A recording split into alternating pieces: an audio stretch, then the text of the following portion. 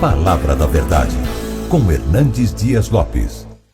O texto que eu vou repartir com vocês está no Evangelho de Cristo, conforme o registro de João, capítulo 1.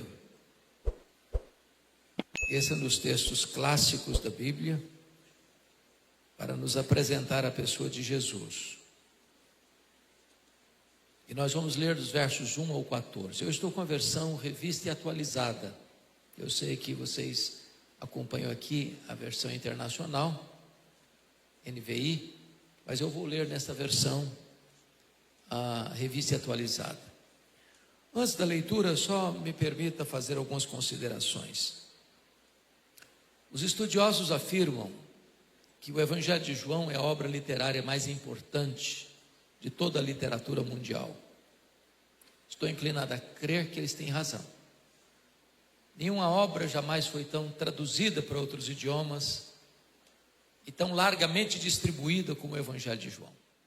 Já passam de 4 bilhões de exemplares. Este Evangelho foi escrito quando os outros evangelhos chamados sinóticos, Mateus, Marcos e Lucas, já circulavam nas igrejas há mais de 20 anos. Este Evangelho foi escrito quando os demais apóstolos já estavam mortos, e todos mortos pelo viés do martírio. Este Evangelho foi escrito para defender a fé cristã de um ataque perigoso e frontal, de uma heresia perniciosa que perturba a igreja nos 3 primeiros séculos, chamada de gnosticismo, uma espécie de concubinato entre a fé judaica e a filosofia grega. Eu acho que todos vocês têm ciência de que o Império Romano dominou o mundo politicamente, mas não filosoficamente. O pensamento grego continuou prevalecendo.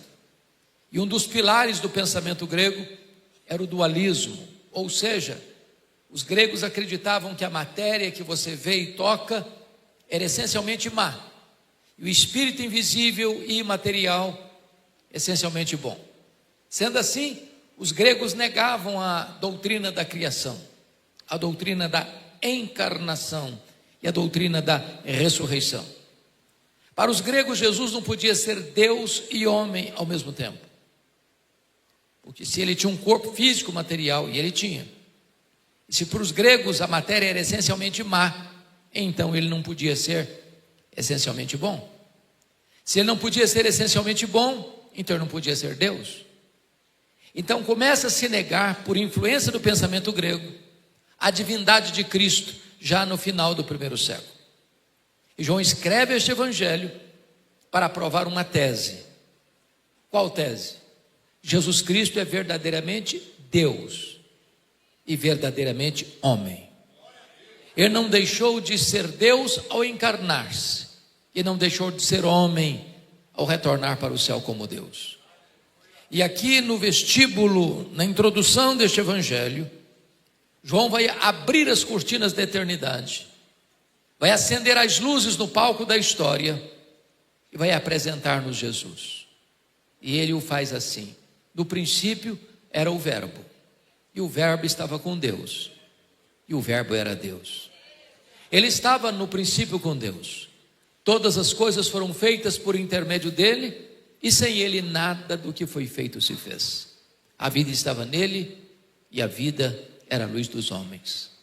A luz resplandece nas trevas, e as trevas não prevaleceram contra ela. Houve um homem enviado por Deus, cujo nome era João. Este veio para testificar a respeito da luz, a fim de todos irem a crer por intermédio dele. Ele não era luz, mas veio para testificar da luz, a saber, a verdadeira luz que vinda ao mundo ilumina todo o homem. O Verbo estava no mundo, o mundo foi feito por intermédio dele, mas o mundo não o conheceu. Veio para o que era seu e os seus não o receberam.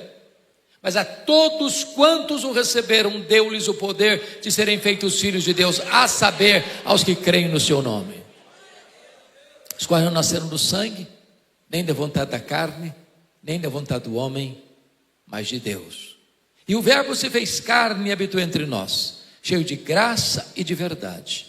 E vimos a sua glória, glória como do unigênito do Pai. Amém.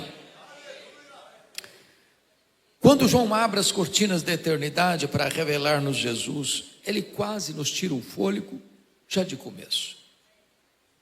Porque ele começa assim: no princípio era o verbo. Vocês que certamente têm uma boa noção da língua portuguesa, percebem que o verbo ser aí não está no pretérito perfeito. Ele não diz no princípio foi o verbo. Está no pretérito imperfeito. No princípio era o verbo. Então o texto está dizendo que quando tudo começou, no princípio, e no princípio Deus criou os céus e a terra, o verbo já existia. Ele pré-existe ao princípio, ele pré-existe ao tempo, ele pré-existe à criação, ele pré-existe ao começo de tudo, portanto, ele é eterno. E como a eternidade é um atributo exclusivo de Deus, então o verbo é Deus, porque ele é eterno. Raramente você pode encontrar na literatura mundial um autor provar a sua tese na primeira declaração do seu texto. O verbo é eterno, portanto o verbo é Deus, porque a eternidade é um atributo exclusivo de Deus. Mas o verbo estava com Deus, e a expressão na língua original, estava com Deus, proston theon, significa ele estava face a face com Deus. Ora, se Deus é um ser pessoal, e Deus é, e se o verbo estava face a face com Deus, logo o verbo não é um ser impessoal, como pensavam os gregos, mas um ser pessoal, da mesma essência, da mesma substância, da mesma natureza. Nas palavras do credo niceno, Deus de Deus, luz de luz, coigual, coeterno e consubstancial com o Pai. E João concluiu: o verbo era Deus, não um ser apenas inferior a Deus, como pensar Ário de Alexandria, não apenas um ser superior aos anjos, mas um ser da mesma natureza, tendo os mesmos atributos, realizando as mesmas obras. Então eu preciso concordar com o pensador cristão C.S. Lewis quando disse o seguinte: com respeito a Jesus eu só tenho duas opções, aliás só tem três opções. Primeiro, ou ele é um mentiroso, ou ele é um lunático, um louco, ou então ele é Deus. Porque se ele não é quem ele disse ser, é um mentiroso. Se ele não é quem ele pensou ser, é um louco. Mas se ele é quem ele disse ser, bom, então ele é Deus. Só ele pode afirmar: quem me vê a mim, vê o Pai, porque eu e o Pai somos um. Só nos resta, portanto, fazer o que Tomé fez: curvarmos-nos aos seus pés e dizer: Senhor meu e Deus meu. O verbo é eterno, o verbo é pessoal, o verbo é divino. Mas o versículo 2 diz que ele estava no princípio com Deus. E a pergunta é: que princípio? E a Bíblia diz: no princípio criou Deus os céus e a terra. Quando os céus e a terra foram criados, o verbo estava lá.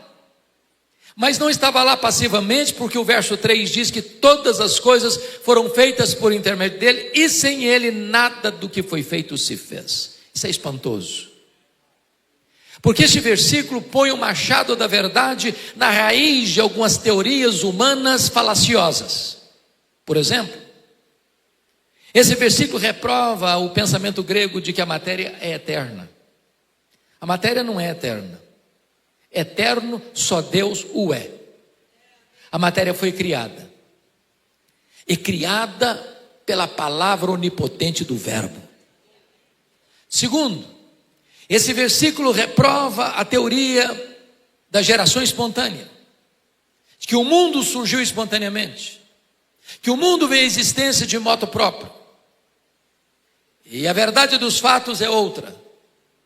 O mundo foi chamado à existência pela palavra onipotente do verbo. Perdoe-me da expressão, o mundo não pariu a si mesmo. Ele foi criado, e criado pelo nosso glorioso Redentor.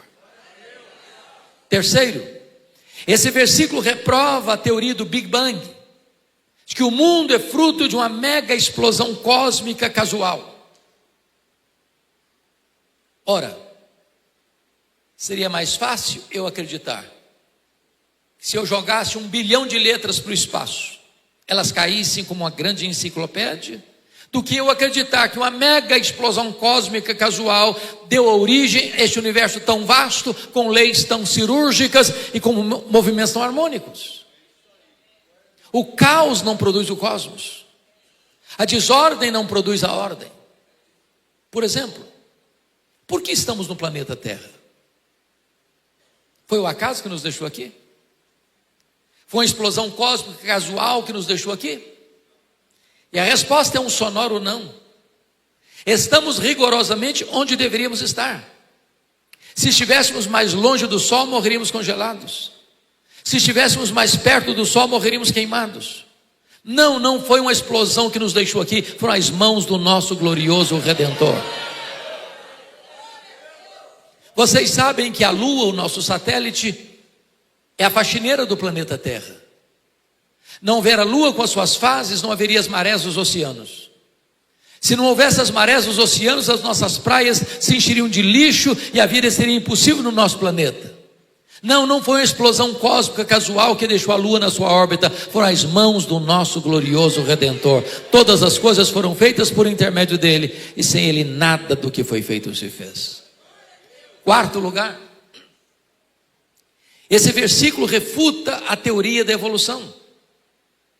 Vocês muito bem sabem que no ano de 1859, Charles Darwin publicava o seu livro A Origem das Espécies em Londres. Esse livro tem mais de 800 verbos no futuro do subjuntivo. Suponhamos. De lá para cá, essa chamada teoria da evolução tem sido ensinada nas escolas e nas universidades, desde o ensino fundamental ao pós-doutorado, como uma verdade científica. Falta-lhes, entretanto, a evidência das provas. Criacionismo não é artigo de fé. Criacionismo não é artigo de religião. Criacionismo é artigo de ciência. O que você e eu cremos pela fé não é que o mundo foi criado. O que você e eu cremos pela fé é que o mundo que foi criado, e a ciência demonstra, foi criado por Deus. Aí é fé. Então, fica evidente para nós que se ele criou o próprio universo, ele é onipotente, ele é majestoso, ele é grande, muito grande. Quão grande é o seu Deus? Quando o profeta Isaías estava refletindo sobre esta magna verdade, ele disse que o nosso glorioso Redentor, porque é um texto messiânico, é aquele que mede as águas na concha da sua mão. Pense no Pacífico, no Atlântico, no Índico, no Mediterrâneo, nos mares, nos rios, nas fontes. Vá aqui no Atlântico e tente esvaziá-lo com um baldinho. Veja quanto tempo você vai levar. O seu glorioso Redentor mede as águas na concha da sua mão. O seu glorioso Redentor pesa o pó das montanhas em balança de precisão. O seu glorioso Redentor mede os céus a palmos. O seu glorioso Redentor espalha as estrelas no firmamento, e por ser forte em força e grande em poder, quando a chama pelo nome, nenhuma só delas vem a faltar. O seu glorioso Redentor olha para as grandes nações e potências econômicas e militares da terra e considera todas elas como um pingo que cai num balde, como um pó numa balança de precisão, como um vácuo, como nada, como menos do que nada. Este é o seu glorioso Redentor. Agora pergunte a um astrônomo, por mais robusto que seja o seu conhecimento, por mais peregrina que seja a sua inteligência, qual é o tamanho exato do universo que ele mede a palmos? Pergunte. Se ele for honesto, ele vai responder: eu não sei. E quando ele diz eu não sei, ele não está confessando uma ignorância absoluta, porque este é um fato que nenhum homem é capaz de afirmar insofismável e categoricamente qual é o exato tamanho do universo. Essa é uma matéria em aberto. O que já se sabe e se afirma é que o nosso universo tem mais de 93 bilhões de anos-luz de diâmetro. E o que significa isso? Significa que se você voar à velocidade da luz 300 mil quilômetros por segundo, nessa velocidade você demoraria mais de 93 bilhões de anos para ir de uma extremidade à outra do universo. Conforme a Van Kuiper disse, primeiro-ministro da Holanda, não há 1 centímetro desse universo onde o nosso glorioso Redentor não possa dizer: eu criei isso aqui, eu sou dono disso aqui e eu estou aqui. Este é o nosso glorioso Redentor. Pergunte a um astrônomo quantas estrelas existem. Sabe qual é a resposta dele? Eu não sei. O que eles já sabem é que há mais estrelas no firmamento do que todos os grãos de areia de todas as praias e desertos do nosso planeta. Mas o nosso glorioso Redentor não apenas criou todas as estrelas, ele batizou cada uma delas pelo nome. E por ser forte em força e grande em poder, quando a chama pelo nome, nenhuma só delas vem a faltar. Este é o nosso glorioso Redentor. Até o século passado nós estávamos pasmos com a grandeza do macro-universo. De lá para cá, estamos boquiabertos com a grandeza do micro-universo. Estamos boquiabertos com a nanotecnologia. É com o fato de você poder empacotar na cabeça de um alfinete todos os dados genéticos dos mais de 8 bilhões de habitantes do planeta Terra. Se você chegar na sua casa, for na varanda do seu apartamento ou no quintal da sua casa e colher uma folha tenra e delgada, aquela folha é tão complexa ou mais do que a cidade de São Paulo. Se você pegar uma gema de ovo, ela é mais complexa do que qualquer máquina que o homem jamais inventou. Dr. John Wilson, catedrático de Harvard, um dos maiores oftalmologistas do mundo, diz que você e eu temos em torno de 10 milhões de fios duplos encapados em cada um dos nossos olhos, e se não for assim, haveria um curto-circuito e ficaríamos cegos. Dr. Marshall Nirenberg, prêmio Nobel de Biologia, fez uma das mais fantásticas descobertas no século passado. Ele descobriu que você e eu somos um ser programado geneticamente, computadorizadamente programados. Ele descobriu que você e eu temos em torno de 60 trilhões de células vivas, e em cada uma delas tem 1,70 m de fita DNA, onde estão gravados e computadorizados todos os seus dados genéticos, a cor dos seus olhos, a cor da sua pele, do seu temperamento. Se você espichar a fita DNA do seu corpo, você terá 102 trilhões de metros de fita DNA. Você terá 102 bilhões de quilômetros de fita DNA no seu corpo. Dá para dar diversas voltas no sistema planetário. Mais tarde o Dr. Loy afirmou que código de vida não se origina espontaneamente, códigos de vida não se originam de uma evolução de milhões e milhões de anos. Códigos de vida foram plantados em você pelo Deus Todo-Poderoso, Criador dos céus e da terra, e este é o nosso glorioso Redentor, porque todas as coisas foram feitas por intermédio dele, e sem ele nada do que foi feito se fez. Quando chega no verso 4, João diz: a vida estava nele, e a vida era a luz dos homens. Isso é glorioso, sabe por quê?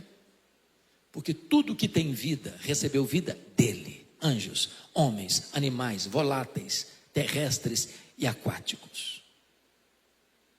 Mas alguém pergunta: mas então quem criou Deus? E a resposta é: ninguém. Ele não foi criado, ele é o Criador. Mas alguém pergunta: mas então quando ele passou a existir? E a resposta: ele não passou a existir. Ele é eterno. Ele é o Pai da eternidade. O simples fato de você e eu estarmos aqui nesta noite é uma prova que ele existe. Porque nele vivemos, nos movemos e existimos. Ele quem nos dá a vida, a respiração e tudo mais. Se ele fechar a torneira do oxigênio, você e eu caímos e viramos pó. Mas o texto diz que ele é a luz. E a luz resplandece nas trevas, e as trevas não prevaleceram contra ela. Isso é glorioso, sabe por quê? Porque você e eu jamais vimos e jamais veremos a luz ter medo das trevas. Por mais trevosa que seja a treva, quando a luz chega, a treva tem que ir embora. E o que significa isso? Significa que ninguém pode desbancar Jesus, ninguém pode destronar Jesus, ninguém pode deslustrar a pessoa de Jesus, ninguém pode derrotar Jesus. A luz vence as trevas, e onde Jesus Cristo chega, chega a luz, chega a vitória, chega a salvação, chega a libertação, chega a cura, chega a redenção, porque Ele é a luz, e a luz resplandece nas trevas, e as trevas não prevalecerão contra ela. Eu disse a vocês no começo que João escreveu esse texto do Evangelho para provar uma tese. Qual tese? Jesus é verdadeiramente Deus. Até aqui no versículo 5 ele prova essa tese de duas maneiras. Primeiro, Ele é Deus porque tem os mesmos atributos de Deus. Ele é eterno, Ele é pessoal, Ele é divino, Ele é autoexistente. Segundo, Ele é Deus porque Ele realiza as mesmas obras de Deus. Ele é o Criador, Ele é o doador e sustentador da vida. Então, se isso é fato, e é, preciso lhe dizer algo muito solene. Você não pode sair daqui hoje neutro em relação a Jesus. Vou lhe propor um paradoxo. Você é obrigado nesta noite a tomar uma decisão em relação a Jesus. E o paradoxo é este: você é escravo da sua liberdade. Ilustro o paradoxo. Imagine que você é alguém dentro de uma canoa, rio abaixo, à beira de um abismo. Você tem que tomar uma decisão. Ou você pula da canoa e nada até a margem, ou você rema e ancora a canoa num lugar seguro, ou você finge que não tem abismo e fica dentro da canoa até ser esmagado pela fúria das águas. Só uma coisa você não pode deixar de fazer: tomar uma decisão. Mas talvez você veio aqui, e você é tão bem-vindo aqui, e você esteja cogitando no seu coração: bom, eu estou aqui, mas não vou tomar decisão, eu não quero tomar decisão, e aliás eu tenho raiva de quem decide, eu estou indeciso. E eu quero lhe dizer que a indecisão é uma decisão. A indecisão é a decisão de não decidir. Só que com respeito a Jesus isso é impossível. Pois foi Ele quem disse: quem não é por mim, é contra mim, quem comigo não junta, espalha. É por isso que a partir de agora, do verso 6, João vai elencar para nós 3 decisões em relação a Jesus. A primeira decisão está nos versos 6 a 9, percebam aí no texto, por favor. Houve um homem enviado por Deus, cujo nome era João. Este veio para testificar da luz, a fim de todos virem a crer por intermédio dele. Ele não era luz, mas veio para testificar da luz, a saber, a verdadeira luz que vindo ao mundo ilumina todo o homem. Ele está falando de João Batista. Notem comigo, de Malaquias a João Batista tem um período de 400 anos. Nós conhecemos esse período como silêncio profético, período interbíblico. Tinha templo, tinha música, tinha festa, tinha sacrifícios, mas não tinha a palavra de Deus. 400 anos onde Deus não falava. Depois de 400 anos, diz a Bíblia, lá em Lucas 3, que veio a palavra do Senhor a João, filho de Zacarias, no deserto, e ele percorreu toda a circunvizinhança do Jordão, pregando o batismo de arrependimento para a remissão de pecados, e as multidões fluíram para o deserto para ouvi-lo. Toda a província da Judéia, toda a circunvizinhança do Jordão, toda a cidade de Jerusalém, multidões e multidões. Até que, num dado momento, todas as multidões, unanimemente, sem exceção, cogitaram um fato: esse João Batista não é precursor do Messias coisa nenhuma, ele é o próprio Messias. O texto diz que todos, sem exceção, pensaram isso. E essa cogitação unânime da multidão transforma-se numa pergunta sedutora e perigosa, que beija os ouvidos de João Batista com a voz sedosa e aveludada da serpente. E a pergunta era esta: porventura tu não és o próprio Cristo? Olha a tentação aí. Olha a tentativa de botar um homem no pedestal aí. João Batista não engoliu aquela isca venenosa. Ele foi categórico, disse: não, eu não sou o Messias, eu vim preparar o caminho do Messias. Eu não sou o verbo, eu sou apenas uma voz que clama no deserto. Eu não sou a luz, eu aponto para Jesus e digo: esta é a verdadeira luz que vindo ao mundo ilumina todo homem. Eu não sou o cordeiro, eu aponto para Jesus e digo: este é o cordeiro de Deus que tira o pecado do mundo. Eu não sou o noivo, eu sou apenas um amigo do noivo. Eu batizo com água, mas aquele que vem depois de mim é mais poderoso que eu, e ele vos batizará com o Espírito Santo e com fogo. Eu não sou nem sequer digno de me curvar, desatar as correias das suas sandálias. Eu tenho um lema de vida: convém que ele cresça e que eu diminua. A primeira decisão em relação a Jesus deu a ele toda a glória que ele merece. Prestemos atenção: toda glória dada ao homem é glória vazia, é vanglória, é idolatria, é abominação para Deus, porque Deus não divide a sua glória com ninguém. A segunda decisão com respeito a Jesus está nos versos 10 e 11. É a rejeição de Jesus. O verbo estava no mundo, o mundo foi feito por intermédio dele, mas o mundo não o conheceu. Permita-me perguntar, me respondam por favor: quantas vezes aparece a palavra mundo no verso 10? Me respondam. Quantas vezes? 3 vezes. No grego é a mesma palavra: cosmos, cosmos, cosmos. Mas cada vez que a palavra cosmos aparece aí, ela tem um significado diferente. O verbo estava no mundo. Que mundo? Mundo geográfico. O mundo foi feito por intermédio dele. Que mundo? O mundo material. O mundo não conheceu. Que mundo? O mundo das pessoas. Então preste atenção ao ler sua Bíblia, porque às vezes uma mesma palavra repetida num único versículo pode ter significado diferente. Então ele agora esclarece no verso 11: veio para o que era seu e os seus não receberam. E quem são os seus aí? Os judeus. E por que os judeus não o receberam? Por falta de luz? Não, por falta de olhos.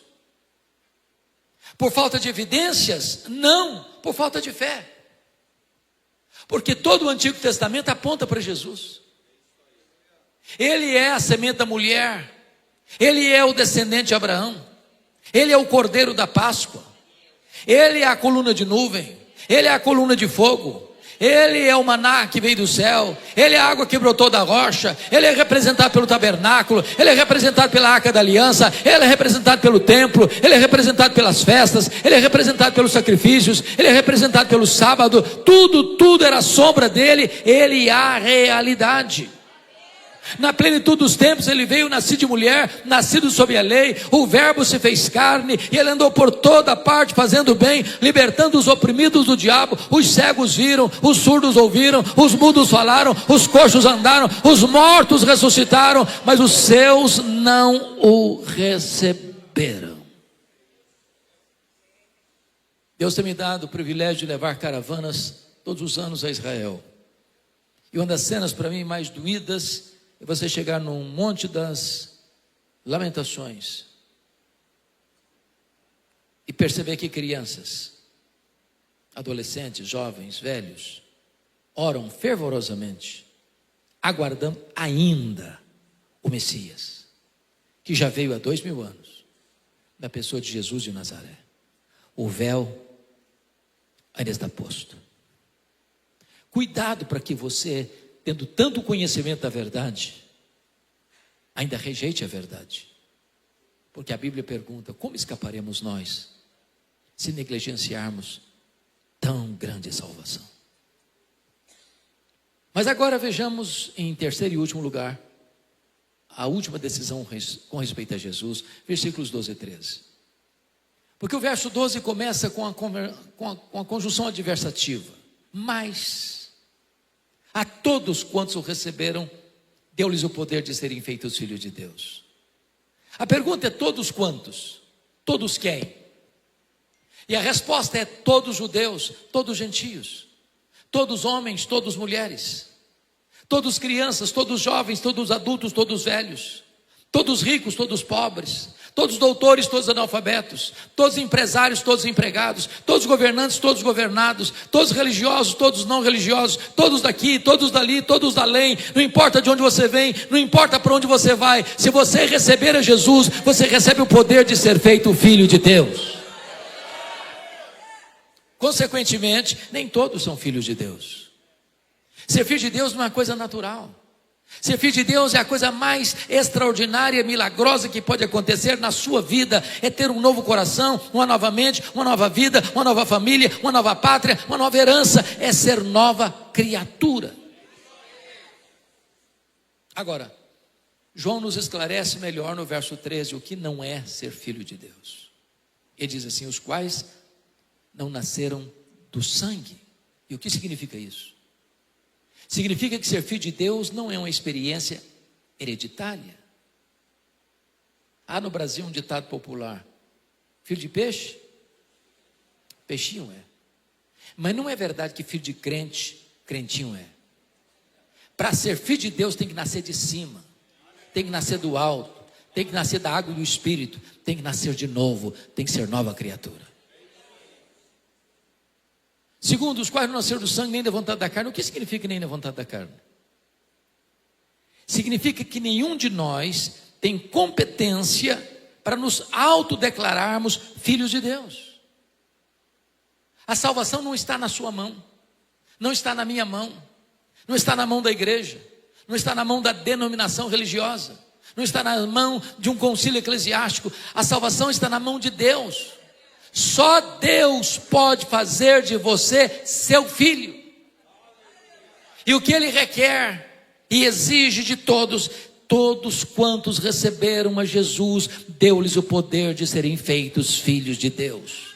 Não são suas obras, não são seus méritos, não é a sua religião, não é o seu rito sagrado, não é a sua experiência, é todo aquele que receber a Jesus. Se você crer em Jesus, se você aceitar a Jesus, se você se entregar a Jesus, se você pôr sua confiança em Jesus, você recebe o poder de ser feito filho de Deus.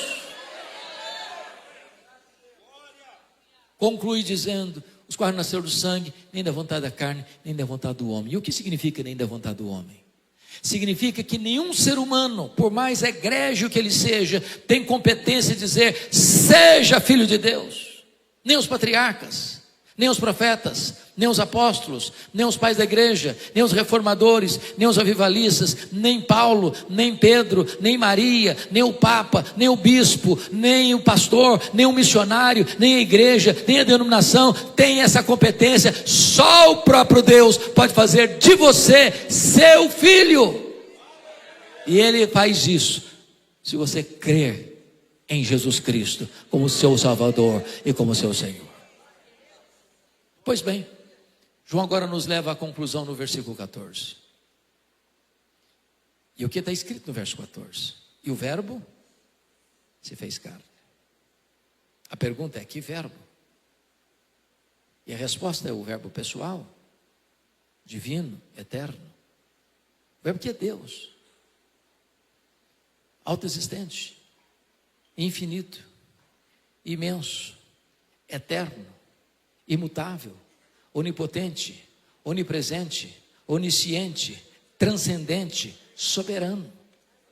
O verbo que é maior que tudo quando Ele criou, que nem os céus dos céus pode contê-lo. Agora, esse verbo, diz Paulo em Filipenses 2,6, a si mesmo se esvaziou. Ele não foi esvaziado, Ele se esvaziou.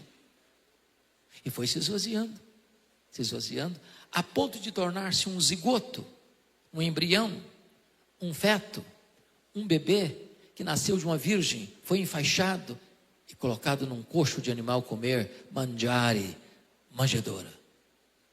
Aquele bebê era o próprio Criador do universo. Ele não veio para ficar longe de nós, não. Ele veio para estar entre nós. Ele vestiu pele humana, Ele calçou as sandálias da humildade, Ele pisou o nosso chão, Ele comeu o nosso pão, Ele bebeu a nossa água, Ele chorou a nossa lágrima, Ele sentiu a nossa dor, Ele carregou sobre o seu corpo no madeiro os nossos pecados, Ele morreu pelos nossos pecados, Ele ressuscitou para a nossa justificação, Ele voltou para o céu, Ele está sentado à destra de Deus, Ele derramou o Espírito Santo e Ele vai voltar para buscar a sua igreja. Mas ele não veio cheio de justiça e juízo, porque nos fulminaria. O melhor de nós são as nossas justiças. E aos olhos dele, as nossas justiças não passam de trapos de imundícia. E essa palavra é muito pesada. A língua original traz a ideia de que trapo de imundícia é a ideia do absorvente feminino que ela usa, enrola num plástico e joga no lixo. Isso é o melhor de nós. E o pior de nós, o que seria? Se ele viesse cheio de justiça, ele nos fulminaria. Mas ele veio cheio de graça. Nos apanhou sujos, contaminados, depravados, condenados, mortos nos nossos delitos e pecados. Ele nos deu vida, Ele nos limpou, Ele nos lavou, Ele nos restaurou, Ele nos reconciliou com o Pai, Ele nos fez assentar com Ele nas regiões celestes, acima de todo principado e potestade. E João conclui assim: e vimos a sua glória, glória como do unigênito do Pai. Ele é a própria expressão de Deus, Ele é a exata expressão do ser de Deus. Nele habitou corporalmente toda a plenitude da divindade, portanto Ele é Deus. Está provada a tese de João: Ele é Deus. Mas permita-me duas aplicações breves antes de encerrar.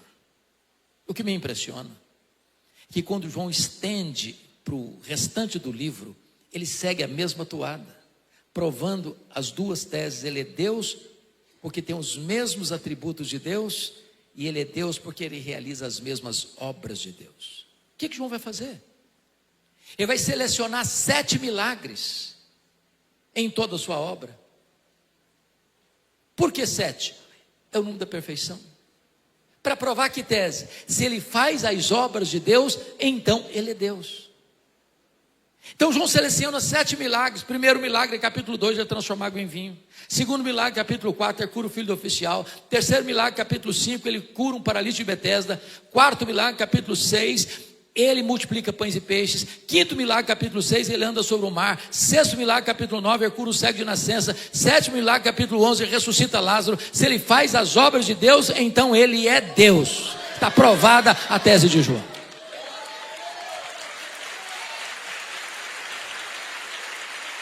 Mas ele prova que Jesus Cristo é Deus, porque tem os mesmos atributos de Deus. E o que João vai fazer? Ele vai lançar mão de uma expressão veterotestamentária de Êxodo 3,14. Antes que Abraão existisse, eu sou, está lá em João 8,58. E eu sou é o nome de Deus revelado a Moisés no Sinai. A palavra Javé, ou Iavé, porque na língua hebraica o I e o J é a mesma letra. De onde vem a nossa palavra Jeová? Jeová, na verdade, não é um nome de Deus, é a junção de 2 nomes de Deus. Quando você pega as consoantes de Javé com as vogais de Adonai, você forma a palavra Jeová, pois Jesus é o Jeová do Velho Testamento. O que João vai fazer? Fazer 7 declarações de Jesus: eu sou. Primeira declaração, João 6,35, eu sou o pão da vida. Segunda declaração, João 8,12, eu sou a luz do mundo. Terceira declaração, João 10,9, eu sou a porta. Quarta declaração, João 10,11, eu sou o bom pastor. Quinta declaração, João 11,25, eu sou a ressurreição e a vida. Sexta declaração, João 14,6, eu sou o caminho, a verdade e a vida. Sétima declaração, João 15,1, eu sou a videira verdadeira. Se ele tem os mesmos atributos de Deus, então ele é Deus. Está provada a tese de João. Mas a segunda aplicação, pastor Nicolas, para mim é um grande mistério. Porque dessas 7 declarações, uma delas Jesus reparte com a igreja. Ele disse em João 8,12, eu sou a luz do mundo. Mas ele disse em Mateus 5,14, vós sois a luz do mundo. Agora, preste atenção. Jesus nunca disse assim para a igreja, vós sois o pão da vida. Quem se alimentar de vós nunca mais terá fome. Ele nunca disse isso para a igreja. Como nunca disse assim para a igreja, vós sois a porta, quem entrar por vós será salvo. Entrará e sairá e achará pastais. Ele nunca disse isso para a igreja. Como ele nunca disse assim para a igreja, vós sois o bom pastor que deu a vida pelas ovelhas. Ele nunca disse isso para a igreja. Como nunca disse para a igreja, vós sois a ressurreição e a vida, quem crer em vós não morrerá eternamente. Eu nunca disse isso para a igreja. Como também nunca disse para a igreja: vós sois o caminho, a verdade e a vida, e ninguém vem ao Pai senão por vós. Ele nunca disse isso para a igreja. Como nunca disse para a igreja: vós sois a videira verdadeira. Mas ele disse: eu sou a luz do mundo. E disse: vós sois a luz do mundo. Como entender esse mistério? Para esclarecê-lo, permitam-me 2 perguntas. Primeira pergunta: o sol brilha? E a resposta é sim, o sol brilha. E por que o sol brilha? Porque o sol tem luz própria. Sabe por que Jesus brilha? Porque ele é o sol da justiça. Ele é a verdadeira luz que, vindo ao mundo, ilumina a todo homem. Segunda pergunta: a lua brilha? E a resposta é sim, a lua brilha. Mas como a lua brilha? A lua não tem luz própria. A lua só brilha na medida em que ela reflete a luz do sol. Agora entendamos. A igreja não é luz do mundo na mesma medida que Jesus é luz do mundo. A igreja não tem luz própria. A igreja só brilha na medida em que ela reflete a luz de Jesus, o sol da justiça, a verdadeira luz que, vindo ao mundo, ilumina todo homem. Então o papel da igreja Lagoinha de Barra Funda, o papel das igrejas aqui representadas é sairmos para as ruas, para as avenidas, para as praças, para as escolas, para as universidades, para os hospitais, para o comércio, para a indústria, para os campos, levando essa luz e deixando essa luz brilhar, porque só Ele, Jesus, é digno de honra, de glória e de louvor, agora e eternamente. Aleluia, amém.